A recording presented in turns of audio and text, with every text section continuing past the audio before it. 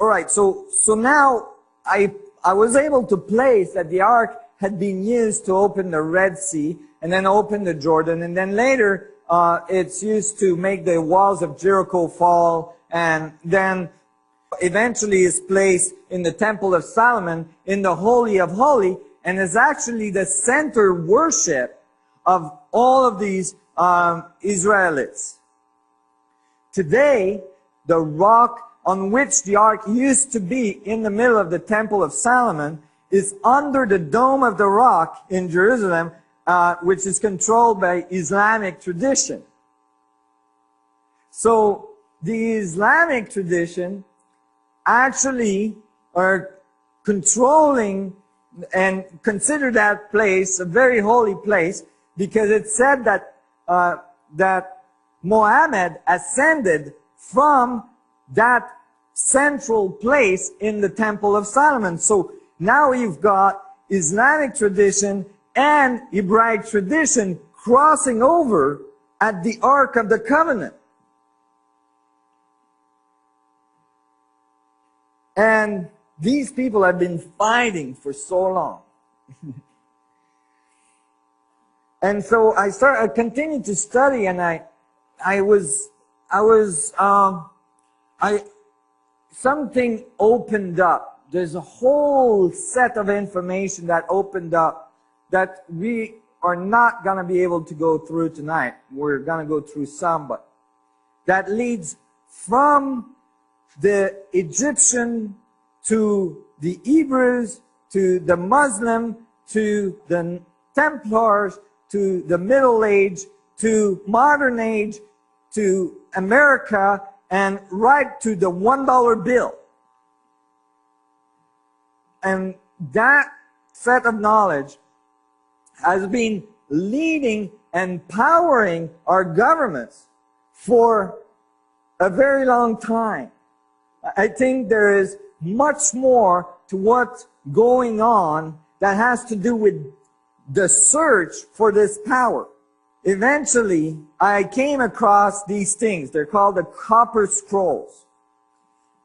Again, Edgar Cayce, interestingly, in one of his esoteric reading, mentioned that scholars were going to find in the 70s, or I can't remember when, scrolls from a hidden society along the Dead Sea. Nobody really believed it. Scholars said, well, we know pretty well everything that was around there. There's no reason to believe there would be scrolls there or things like that. And sure enough, the Dead Sea Scrolls were found, hidden in caves near Qumran. And a whole society of priests that were unknown until then to scholars, and that seemed to have been very reclusive, very hidden society.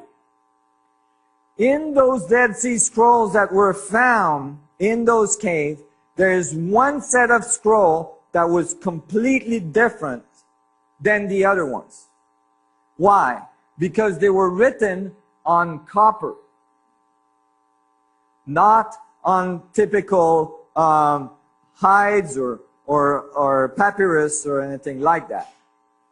They were written on copper, and when the copper of these scrolls were analyzed, it was found that it is the purest copper ever found on earth. All right? And when they decoded these scrolls, the way the scrolls are written, they're written backwards or upside down, so that you were supposed to roll clay around them and then unroll, and then you'd have the clay tablet, which would have it right side up. But when they opened them, they didn't realize that, so many of them cracked. So anyway, they decoded them, and they found that the text on the scrolls describes the Ark of the Covenant coming to the Essene community of the Qumran region.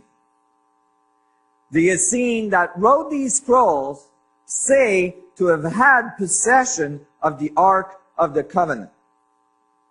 And it described 64 components of this that needed to be around the Ark in order for everything to be okay. So there's all sorts of components that have to do with oils, that you anoint yourself before you walk into the ark room, with incense that has very specific herbs that you need to cleanse yourself with before you go into the ark room. All sorts of components that came with the Ark of the Covenant. And not only does it describe these 64 components, it says where they hid them in the mountains near Qumran. When these scrolls were found and made public, it scared a lot of scholars because they thought, oh my God, this is like a treasure hunt. People are going to try to come and dig everywhere. And, so there was a lot of publicity that these scrolls, although they were from that period of time and found with the other scrolls, may have been a hoax that was perpetuated then. And, just to throw everybody off, this was unlikely for many other people, and basically they were trying to discourage people from going to dig around out there. But a person was allowed to dig, and this person went through the channels. Is called Wendell Jones, and he dug in the Qumran region and eventually found one of the first item on the list, which was the oil that you had to anoint yourself, which increased conductivity on the skin, by the way, in order to go into the ark room.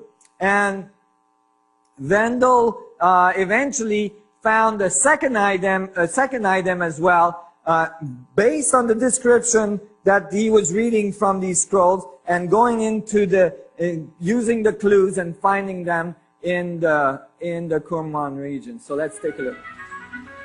Wendell Jones is respected here and abroad as a credible Torah teacher. He has been featured as a speaker in Orthodox synagogues nationwide, and has represented the Israel Foreign Ministry in a 2-year lecture forum on college panels in discussions with PLO representatives.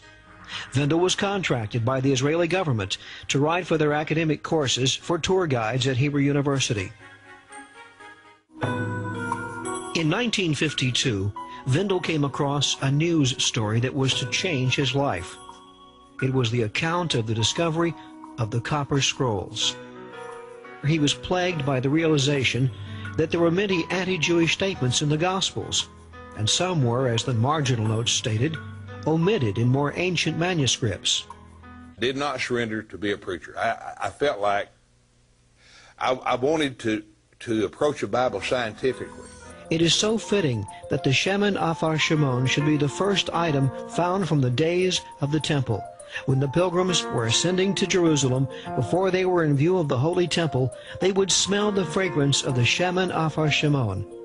The pilgrims knew that shortly they would behold the glories of Beit HaMikdash in the holiest of holy cities, Jerusalem, in the land of Judea. Jones has been scouring the ancient caves of Qumran for the past quarter century. The news of this discovery soon broke internationally, with coverage from CNN, CBS, NBC, and ABC. That following year, the October issue of National Geographic featured the find, followed by the December issue of Omni magazine, and countless other news sources carried the story worldwide.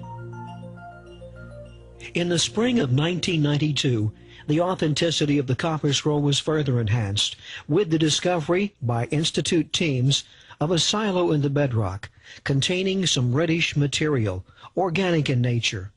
It was analyzed by the Weizmann Institute and 2 departments at Bar-Ilan University in Israel. The testing indicated the reddish material was a compound of 11 ingredients found in the Ketoret. I have absolutely no doubt this material is Pitum HaKetoret. This was the Holy Temple incense. If we continue to find the items listed in the Copper Scroll and continue to locate them in the order that they're listed in the Torah, then the next thing we should find is the ashes of the red heifer. all things will be restored, as even the Torah that Moses broke. Remember, he placed them back into the ark, and God restored them. Moses wrote a Torah like the stones in the ark. Christian art has pictured the Torah as two tombstones, but that's not how they're described. In the book of Exodus, chapter 32 and verse 15, we read, "And Moses went down from the mountain with the two tablets of testimony." In Hebrew it reads, luchot, not slabs, but sapphires. These were dihexagonal shaped like the sapphire molecule. That last part is really important. Is revealing information that doesn't quite match the Christian interpretation of the Torah, where Moses is not said to have come down from the mountain with tablets with the 10 commands on it, but actually sapphire type or crystalline type of structures that were hexagonal in nature.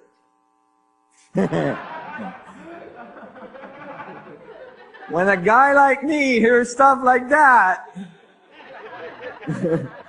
the fact that Wendell Jones has been able to find and locate these things in the mountains of Qumran supports the concept that the ark was a true object.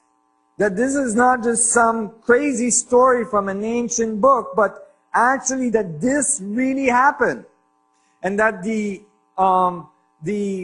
civilizations or the communities at Qumran had access, in any case, had at one point or another the Ark of the Covenant in their midst. Now, how could that be?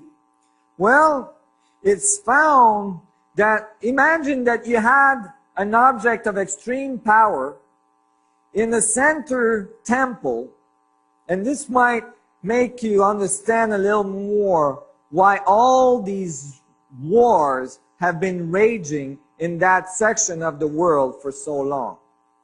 Imagine that you had this amazing power, this amazing object at the center of your temple, but that your town, your city, your defense system could fail. And this object could fall in the hands of other civilization that wouldn't necessarily understand how to deal with it.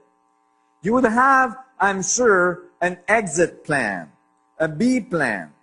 And I believe that their B plan was they had a community of high priests fairly far away from the temple, that where high priests were constantly being trained in the order to be able to handle the Ark of the Covenant.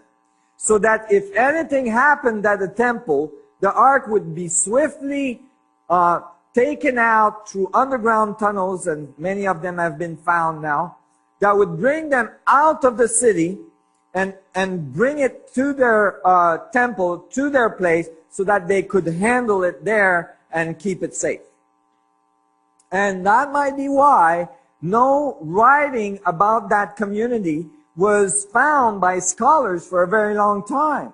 Nobody knew they were there, either than this Bedouin that threw a rock in a cave, heard a pot break, and thought there may be something in there, and eventually found the Dead Sea Scrolls.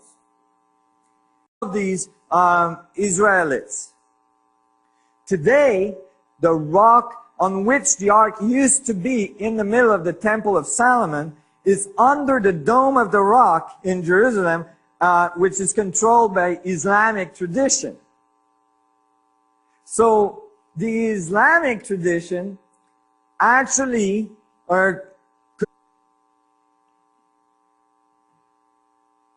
and these people have been fighting for so long. And so I continued to study, and something opened up. There's a whole set of information that opened up that we are not going to be able to go through tonight. We're going to go through some, but that leads from the Egyptian to the Hebrews to the Muslim to the Templars to the Middle Age to modern age to America, and right controlling and consider that place a very holy place, because it said that that Muhammad ascended from that central place in the Temple of Solomon. So now you've got Islamic tradition and Hebraic tradition crossing over at the Ark of the Covenant. All right, so now I was able to place that the Ark had been used to open the Red Sea and then open the Jordan, and then later it's used to make the walls of Jericho fall, and then eventually is placed in the Temple of Solomon in the Holy of Holies, and is actually the center worship of all